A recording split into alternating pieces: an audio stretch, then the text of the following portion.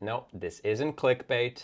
I'm not going to say, oh, it's actually the total body split, but everybody just undervalues it. No, I'm actually talking about a split that I straight up virtually cannot find any other content about. This is an actual case where a split that I think more people should be using and would probably enjoy, because I definitely enjoy it a lot more than a particular alternative that we're going to get into. And I think it's time to fix that. For context, most of my clients will train between 2 and 3 days a week. And for that reason, they're most often going to be doing total body splits, where they work every major muscle group, every single workout. And more specifically, the 4 major movement patterns. So your squat, your hinge, your upper push, your upper pull. However, if you are someone who enjoys training, is looking to maximize their gains, is looking to get a little more volume in, you're probably going to end up training 4, 5, or 6 days per week. Now, something happens when you shift into training 4 days a week. There is a very big shift that needs to be accounted for. You have now changed from resting more days than you train to training more days than you rest. And that is a significant change, because it does mean that you are probably going to want to reorganize your volume so you still have that full day of rest between sessions where you're hitting the same muscle group. That's not universally the case, but it is more likely to be true. So once you cross that threshold, how you organize your training starts to matter a lot more. So the default split that you will usually encounter these days for someone who is training 4 days a week is the upper-lower split. Basically, you split the body in half at the waist, and on one day you train everything above it, and on the other half you train everything below it. You'll see other options, but for hypertrophy-focused training, upper-lower seems to be just the default. And I think that's unfortunate, because I fucking hate upper-lower splits. It has its charms, don't get me wrong, and if you genuinely enjoy it, then don't let me rain on your parade. But from my point of view, it carries a couple of very big problems. The first is that you have way more, especially if you are a hypertrophy-focused trainee, you have more upper body muscle groups that you're going to want to train than lower body muscle groups. So that is going to lead to either really imbalanced training days, where you are spending way too long at the gym on your upper body days, or you're trying to add just more junk volume to your lower body days.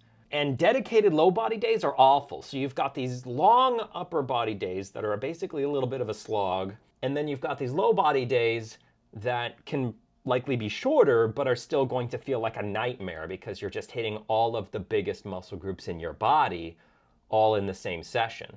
Speaking from experience, I find it really hard to not sandbag sets, especially as those lower body days go on. And for the upper body days, like, let's face facts, you're much more likely to skip stuff. And all of that is too bad, because I believe there is a split that more people should be looking at, and that is the push-pull split. And no, I'm not talking about push-pull legs and then you just skip all of your leg days. I mean, you are dividing your body not from the transverse plane, but the frontal plane. So on the one day, you train the front half of your body, and the second day, you train the back half of your body. So push days, you're training chest, front delts, quads, triceps. On pull days, you're hitting your lats, your traps, your biceps, your hamstrings, rear delts, and glutes. Side delts, you can make a case for either or even both if you're spamming them, because frankly, they just recover much more easily than those other groups anyway. So like you could do lateral raises on push days and then upright rows on pull days, or face pulls. Calves and abs, similar idea, just sprinkle them in where they fit. I'd probably put calves on push days because there are slightly fewer push muscle groups that we've covered in this particular list. This immediately offers a solution to both problems that I presented about the upper-lower split. And it solves a couple of other problems I didn't even mention, like the deadlift dilemma. Do you put it on your leg day, or do you put it on your pull day? There is no leg day, so now you just put it on the pull day. You still get plenty of recovery because there is very little overlap between those muscle groups that you're training. The exception would probably be the glutes and the low back. Now for the glutes, they can probably handle the recovery demands just fine, so if anything, this is a little bit of a bonus. For the low back, that is something you are going to want to factor into the structuring of this program. For example, exercises like squats and deadlifts, they are likely going to be high on the list of choices for your push day and pull day, respectively, but both are going to require a lot of core activation and in particular a lot of work on the low back. So you'll want to be mindful of your overall selection of lower body exercises, and ideally you'll probably want to either add some more machine work where you are being externally braced so your low back doesn't have to work as hard, or single leg work where the overall load on your spine is lesser. Single leg or B stance variations actually would both probably be good options for fatigue management, while ideally still being able to tackle those bigger, heavier movements. Because again, I've said it before and I will continue to repeat it, the low back is a muscle group too. It deserves love just like everyone else. On a similar note, it's probably a good idea to include a chest-supported variation for some of your upper pull slots, since, again, spinal erectors are going to be taxed a lot, so incorporating lower fatigue options will just make it a little bit more viable for some people. And you train low body every time you hit the gym. Now, I do get that for some people, that's not a plus.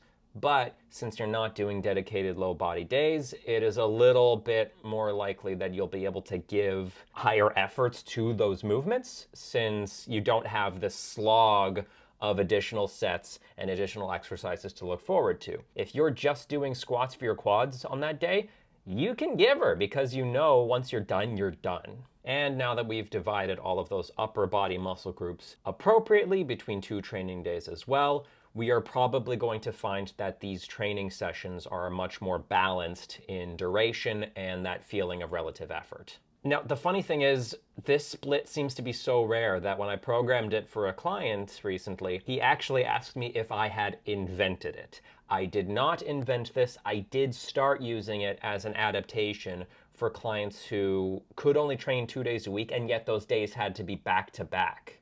I actually first learned about this split from an Athlete X video. It was just one of the split options that he had on a whiteboard. I've seen tons of other videos assessing different workout splits and the pros and cons, and I never, ever, ever see the push-pull split on that list. So I think it deserves its place among the upper-lower, the push-pull legs, and the bro splits as an option for higher frequency hypertrophy training. If you're looking for an example of this split in action, an actual program that makes use of this, I'm going to put a link in the doobly-doo to a video by Dr. Swole, who I think did a really, really good job of putting together a practical version of this that you could just pick up and make use of right now. So thank you for watching. Go forth and spread the gospel of the push-pull split if I have made a convert out of you. And if that is the case, or if you actually have been using the push-pull split yourself, please put a little comment below and tell me all about it, because I need to find my people out here. Push-pull for life, go get friggin' strong.